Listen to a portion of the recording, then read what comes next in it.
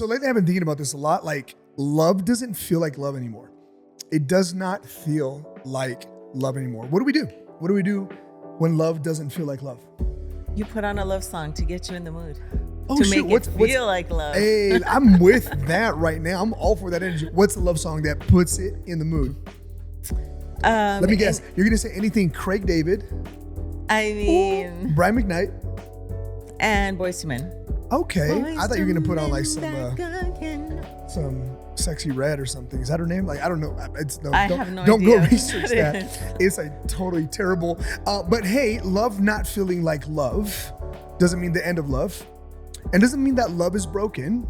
And that's what we're going to talk about today in the living room. Hey, welcome back to the living room. Welcome back. Thank you for coming. Yeah. Hey, where we have real conversations for all the spaces that you're living in. And I think this is a real one. One of the things that when we were younger, we did, or I did, I really romanticized love. I think you did too. Like 100%. Like yeah. our love life, our love expression, our love experience was supposed to be like a romantic comedy, you know what I mean? Like this, like a movie. And now that we've been at this for a little minute, I think we can safely say that, the love that we share and the love that we experience together does not feel like love. No, I really believe that when we were dating, I totally thought you were Prince Charming. Thank you. And when that crashed and burned after the first year. Oh, shoot. Okay, so we're putting it out there like that? realized- Holy smokes. Okay, hold on. So when you say it crashed and burned in like 45 seconds, what does that mean? Like, I didn't realize I failed miserably as Prince Charming. You did in the first year. Just because I expected, gosh. I had my own story, my own, narrative in my head on how you were supposed to be, how you were supposed to treat me, but I never told you. Okay. I just thought you would know. And because you didn't know the narrative in my head, I was disappointed. So then me crashing and burning was more you being My crazy expectations. and less me being a terrible husband. Well, I mean, yeah. I'm cool. teasing. No, I think there was a lot of growing that we did together for sure. Right. And a lot of just changes in how we defined and how we experienced and all of that. And I think a conversation like this is so healthy and so helpful for so many people. I think it would have helped us a lot if we had this understanding, not just in our marriage, but in our dating, in our friend relationships, in our relationships with people that are significant to us, that love will not feel like love. And I think at its core fundamental, if we're just going to jump right into the thought, is that love is not a feeling. No. I think like that's it right there, right? Yeah. We've learned that love is definitely a choice. Absolutely. That feeling that you feel could be gas, could be butterflies, whatever. Because when you start dating, you do get emotional feelings Emotional damage. or emotional damage. And you do feel a lot of feelings. Yeah. That doesn't mean that that's the definition of love. Yeah, I think you're absolutely right with it. The definition and the experience of love that we've built on, right, has been the deliberate decisions we make defined by what we've understood love to be, right? And so to give everyone that's joining us in the living room today on this conversation, what that would be fundamentally for you and I think there's two thoughts here. We obviously drive and draw our wisdom and the insight that we apply to build our lives out of Scripture, out of the Bible. And 1 Corinthians 13, 4-7 teaches this, that love is, right? Not love feels, love is or love does, right? And so love is patient, love is kind, and on it goes. And when you think about the descriptors of love, right? Like love doesn't seek its own thing. Love doesn't keep a record. Love doesn't keep a record of wrongdoing. Which we all do at the beginning. Oh, we got the receipts For Let me tell sure. you. We got the receipts. No, absolutely. And so when you think about those things, right, like many of us in our experiences of love, especially when love takes a wrong turn, it like we feel like I feel entitled to the receipts. I feel like I don't want to be patient. I feel like because love doesn't feel like love, I'm now going to behave in a certain way. And what you and I have discovered is like, no, love is going to make a choice despite the feelings, Yeah. right? And so I always land on patience, right? Because it's the first one mentioned. And so think And the about hardest patience. one.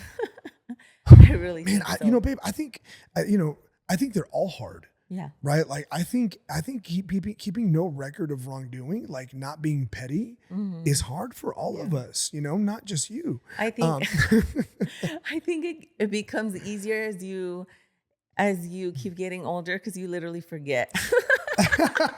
I think you forget, and I think you're just tired. Where it's just Yeah, like, man, I'm like, I'm not gonna fight. whatever. I'm not gonna fight. I got to go to the gym. I'm not fighting, man. I Right. got to save my energy. I'm not fighting.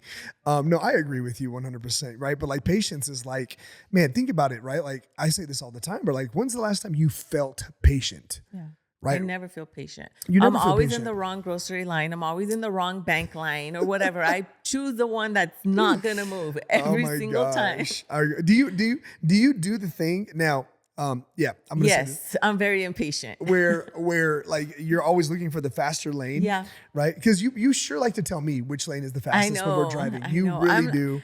I will confess, I am the worst backseat driver, and I try And the hard. worst shotgun driver Yes. also. I try really hard to keep my mouth shut, except that my mouth doesn't stay shut. It just has an automatic, don't wait, whatever. Hey, Watch but out! sometimes, Watch out! Be careful. Now, yes. Thank Sometimes you. you're right. Sometimes it's sometimes it's like, yeah, I needed, yeah. I needed to take That the exit, direction. and I needed, yeah. Right. Sometimes I need to because hear you. Cruz Oh gosh, will here we go. put the GPS. Here we go. But Here we will go. always Here we go. like ignore the GPS. So I do not understand that concept. If you're gonna put GPS, why don't you listen to the lady? I don't understand. Yeah, okay, well, whatever. I listened to the lady, okay? I listened to the lady. No, well, thank you for loving me through all of that. You're very patient. Not really. And I think in those moments where you need patience the most is when you feel it the least. But when you express patience to somebody, that is one of the most incredible ways of showing love, agree. of demonstrating love, of walking in love. And you don't feel it in that moment where you choose patience to someone that you're demonstrating love towards. Love does not feel like love. Love doesn't feel like the touchy feely, like the warm and fuzzies. It feels like the grimy and the gritty. It feels like work. It feels like service. That's a great you know? statement. Hello. It feels like I am going out of my way to do something For I sure. don't want For to do, sure. or I really don't know how to do, but I'm trying to figure it out. That's a great statement. Yeah. man. That's a great statement. When we were younger, though, we really did get caught up in feeling love, right? I remember our wedding and the invitations we put out, right? Do you remember like the invitations? And it was like, oh You my chose gosh. the- It was like the us, scripture. it was like us airbrushed on the invitation. Like, oh my God, it was so early 2000s, fam. We got married in 2004. It was so just I wish we had one somewhere. Somewhere. I bet you we probably, do. in a I bet you. box. Oh my gosh, I'm gonna look for it. But you're right. I chose the scripture, and it was Song of Solomon 3:4, and in it it says, "I have found the one that my soul loves." Right, and I think that's what we usually get caught up when we think about love, feeling like love. Like, man, I found my soulmate. Yeah. I found the one. And what happens is, if you think about it, we don't fully understand the one my soul loves because we don't understand, not just we don't understand the fullness of love, but we don't understand a soul, right? And so just real quick, let me give you a 45-second thought about your soul. Your soul, your soul is the location of your human control, right? And so what we understand the soul to be is this. It's the location of your emotions, of your thoughts, your mind, and your will, your decision making, right? So your soul is where you process how you feel, Mhm. what you're thinking because of what you're feeling, Mhm. and the decisions you're making because of how you feel and what What you're you're thinking. thinking, right? That's in your soul. And so your soul is what? An emotion, my feelings, Mhm. my My thoughts, thoughts. right? My logic Mhm. and my decision making. Mhm. And so I think a lot of times when we say, man, I found my soulmate, I found the one that my soul loves, we usually limit it to only two layers of our soul, Mm. right? So, like when you and I first met, I remember feeling attracted. I Mhm. remember feeling like, yo, this girl is dope, right? And so it felt great. It Yeah, felt felt, good. like it felt intriguing. It gave me the goosebumps and the butterflies, Mhm. right? And it was like, man, I can't wait to see you. I can't wait to hear from you. Back in the day when Diana and I were getting to know each other, we would write each other letters, We would. and yeah, and it's like, man, I can't wait to get a letter from you because we did the long distance thing for a little while.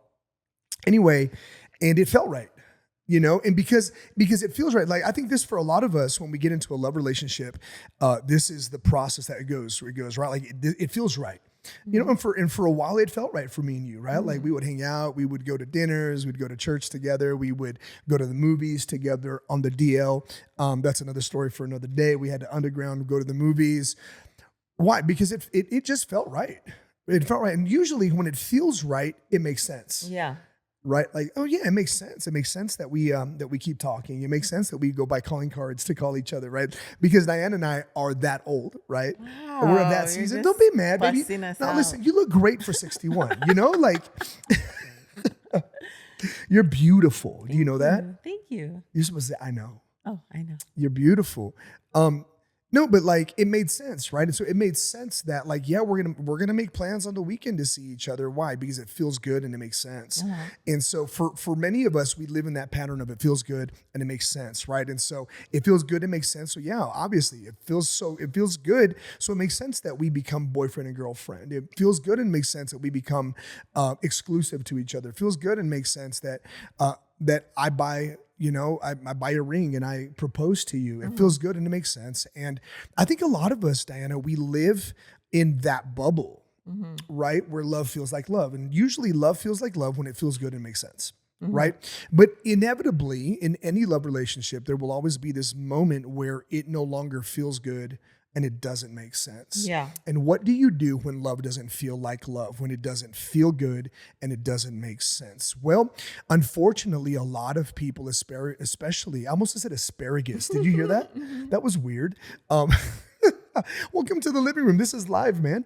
No, but like, unfortunately, a lot of people in those moments um, will, especially in a marriage context, will just call it quits. Yeah. It doesn't feel good. It doesn't make sense. It doesn't feel good to me anymore. And that's where you say stuff like, man, I love you, but I'm not in love with you. Yeah. Right.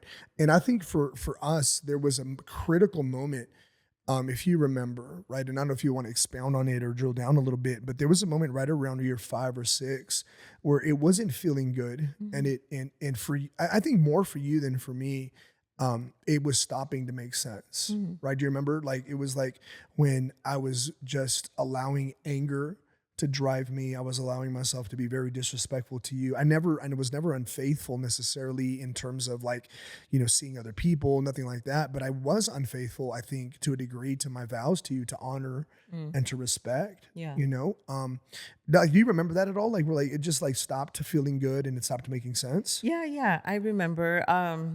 I think that was a good point where we started to do the hard thing, which I think at the beginning, especially when you're dating, you don't ask the hard question. Mm, You keep it in the feeling good and making sense because yeah. you want this puzzle to fit.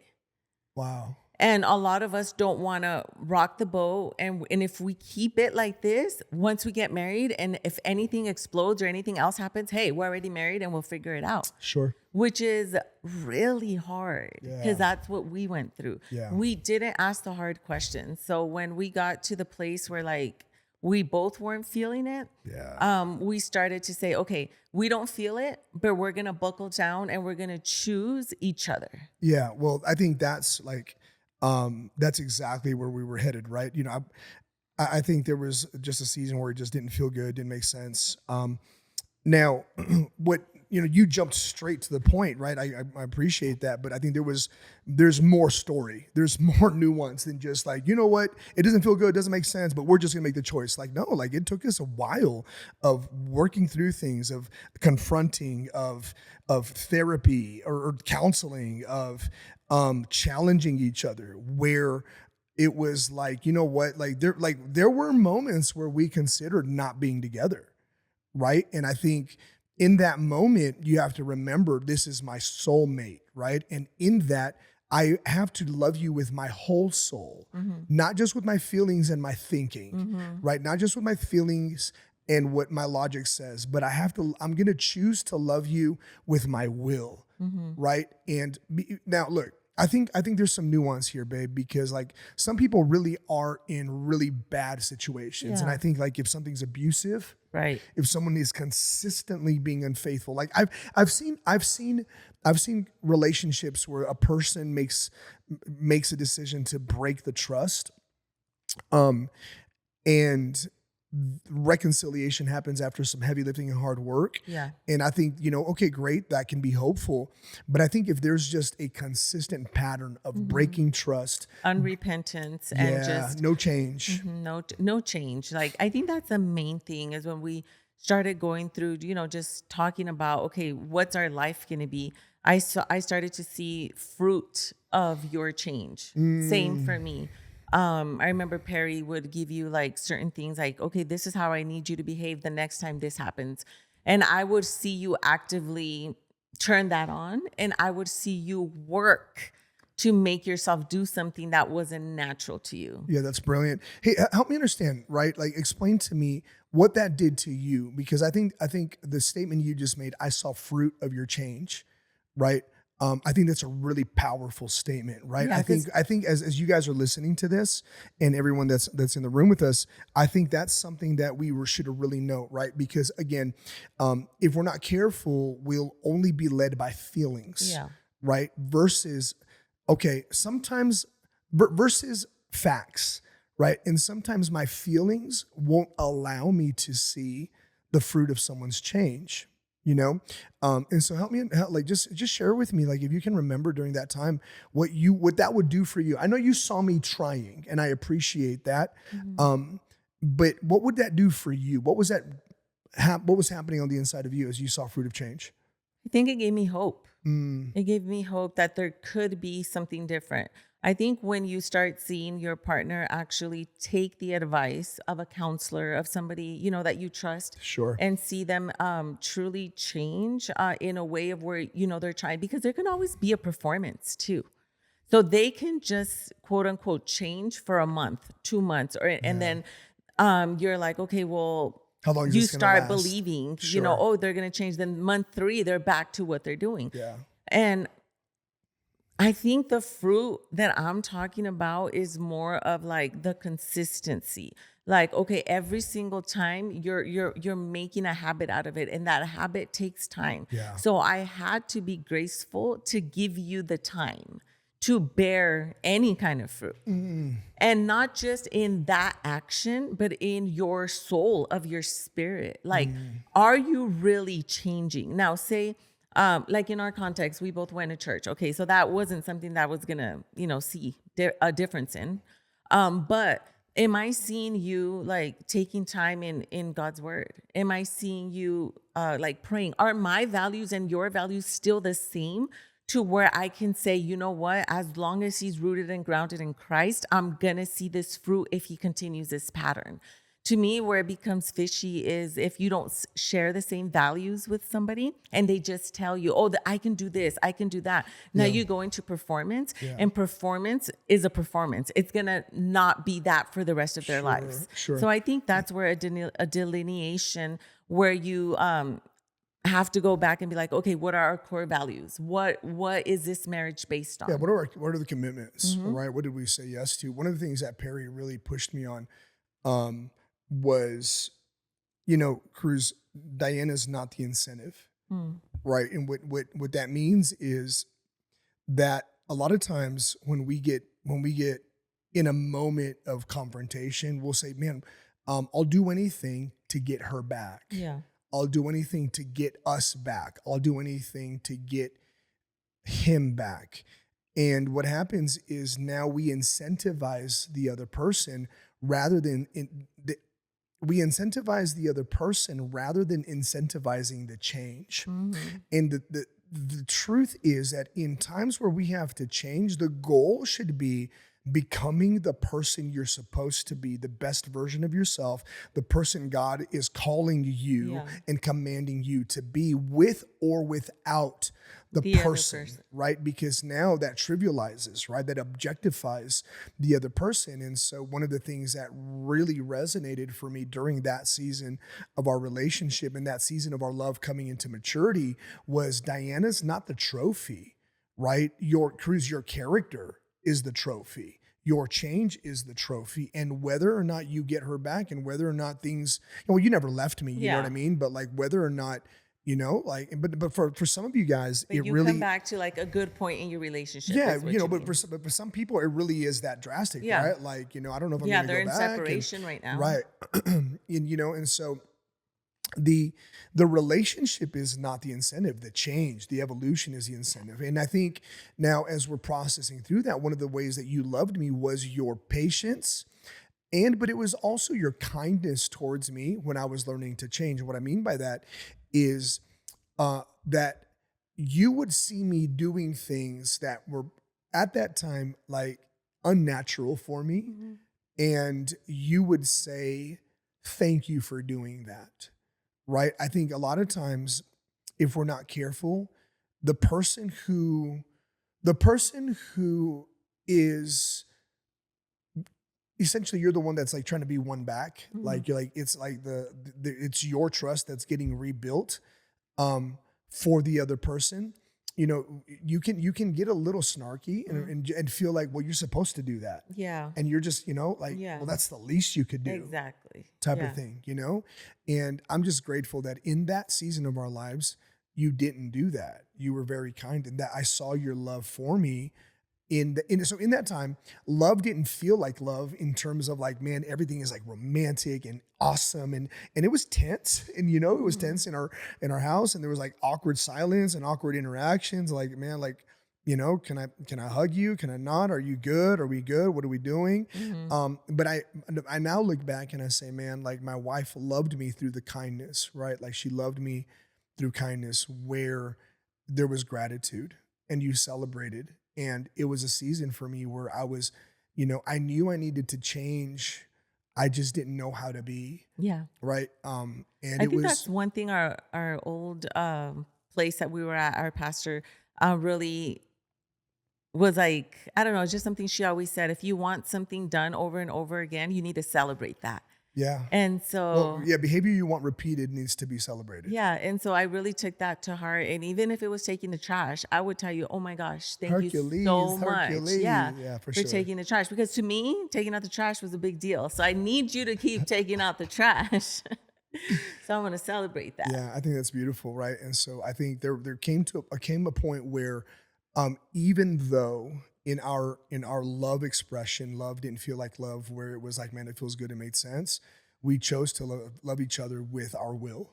And it's like, it doesn't feel good, it doesn't make sense, but I will love you, right? I don't like how this feels. And it doesn't make sense to me that we're going through this, but I will be patient. I will be kind. I will love you. I will trust you. And I think that's a big thing, right? When people grow up, right? When we grow up and we free ourselves into leading our lives with I will instead of I feel, things really change. That's true. Because emotions will deceive you every single time. When we let emotions drive, they will drive us off the cliff every single time because we're so flaky. Yeah. So I think there has to be a self-determining will to say, okay, I will do this, do that, and I will not do this, do that. Yeah, but I think that comes with maturity and that comes with time. Yeah. Do you remember any I wills that like were hard for you during that season or even now that like? Yeah, I will keep my mouth shut. That's very hard. That's always been hard for both of us. Or I'm still like, I will be patient with you. Like, I still don't understand why you can't pick up your clothes from the floor. What are you When talking about right now? the hamper's right there. You know, there's a lot of things. How you I gonna- how still you gonna have put to us be out like that? so patient. That's crazy. Oh my. We're still working on the I wills. Yeah, I will choose to not be offended right now. Yeah, good. No, I love it. I think for us, the room we've been living in terms of our love has really been that we've appreciated that love doesn't always feel like love. You know, I'm grateful for when love feels like love, right? Me like too. where it's like, hey, you know, like it's just a romantic and not even a comedy, it's just like a romance movie, and it's like, man, this is awesome. And I'm grateful for those seasons, and I'm grateful for those moments where it, man, feels good, makes sense, feels good, makes sense. And you know, I think for us in the current season we're living in with you know, growing kids, we have almost a teenager. Yeah, like Okay. about a month. Oh, In about a month, she'll be a 13-year-old. We'll have a teenager, and then we have a 10-year-old who might as well be a teenager as well, right? And so there still is the context of this does not feel good, doesn't make sense, right? And you know, for us, it's like, hey, let's get away, just me and you. It doesn't make sense. We got these kids and we got this thing, blah, blah, blah. And it's just like, no, man, like we have to make decisions, right? So I think that context and that friction or that tension of doesn't feel good, doesn't make sense is always going to be around, right? yeah. Yeah. So, but in that, I think the power of I will, right? What are some I will statements that I've made to you that have blessed you and helped you? Um, Or some I will commitments, not just statements, but I think one of the big ones for me is that you've really, I think, made it a priority to really cultivate me and who I am. So I don't know how to put that in the I will, but I think you've made it a priority to help me just cultivate me and Yeah. allow me to like grow and shine. And, you know, you pushed me to, like, if you don't push me to do things, I'm not going to do them. And you're really patient now with me to push me gently Yeah. and not throw me over the cliff like you used to. It used to be like, you know, for me, it's like, I love you when I say I will not drag you Yeah. into things. I used There to you go. just bulldoze you Yeah. and drag you into things. And I was like drowning full of mud and I hated it. And I couldn't. not literally, thrive. y'all. Like No. this is figuratively speaking, not literally. Yeah. And now I feel like you're just kinder and more patient in how you Yeah. cultivate me. You know, I think for me, it's been commitments like I will believe the best about you. Yeah. I will see the No best matter in what you. your face says, that's not what you mean. Listen, I have like a permascal, you know, like yeah. it's just You I have just like the Fucci face. it's like permanent frown, you know. permanent Fucci. Yeah, it's kind of crazy, right? And so if I close my eyes, his face says something, but his words say something else. So it's really, really hard. yeah, thank you for loving me in spite of my face. I'm grateful for that. The other day you told me, bro, I was looking at you while you sleep and you sleep frowning, like you frown while you're asleep, right? And it's just like, oh my gosh, I don't know what to do, man. But I do love you, you know, and I do see so much incredible things and capacity in you. And my goal really is I will help you shine the brightest you can. You know, that's the way I'm loving you. And so I think that's the big idea, right? As we come to a time of closing our conversation in the living room, I think really arriving where it's like, man, maybe love doesn't feel like love, but love will be love when you choose to walk in love and when you choose to serve in love. I think that's a big, big thing where we no longer, we do our best. We still kind of like, none of us are perfect, right? But we do our best to say, I don't feel, but I will. Yeah. And I think in the I will, know that it's work, know that it's not easy. And that feeling of like mushy gushy, just nice, romantic, like that isn't it. So if you feel like you're working at it, like especially in a marriage context, you're probably in the right place. That's a great statement. You're probably in the right place when it feels like work, you know, or when it is work. Yeah. I'm going to do the work. Sometimes it's good work. Sometimes it's heavy work. Sometimes it's dirty work, but I'm going to do the work. You're worth the work, babe. Me too. I love you. Work. Say it back. Love you too. Hey, y'all. And we love y'all. Hey, thanks for jumping in. It was a quick one today, but I think this is an impactful thought, right? So love doesn't just feel, love will, right? And we believe that for you guys, whatever context of love, that love will overcome and always win. So love y'all. As always, thank you for being a part of this community. Thank you for being a part of what we're building here. And if you haven't already, subscribe to the channel. It's crazy. Again, I say this all the time, man, but it's crazy how many people watch who aren't subscribed to the channel. So subscribe to the channel. It really helps us, man. Like, it's, you guys are so kind and so incredible. Every time you leave us feedback, man, we love it. We want to hear from you. We want to hear what you want to hear about. So let us know. Yeah, it really encourages us. And, it really helps. It really helps the content and really helps this living room get bigger and have more people be a part of it. Because I know that it's really helping a lot of people. So anyway, thanks for being a part of that. Hit the subscribe button, turn on the bell notification, share it with people, give it a like. And we're just so grateful to be in this room with you guys. We love y'all. Until next time.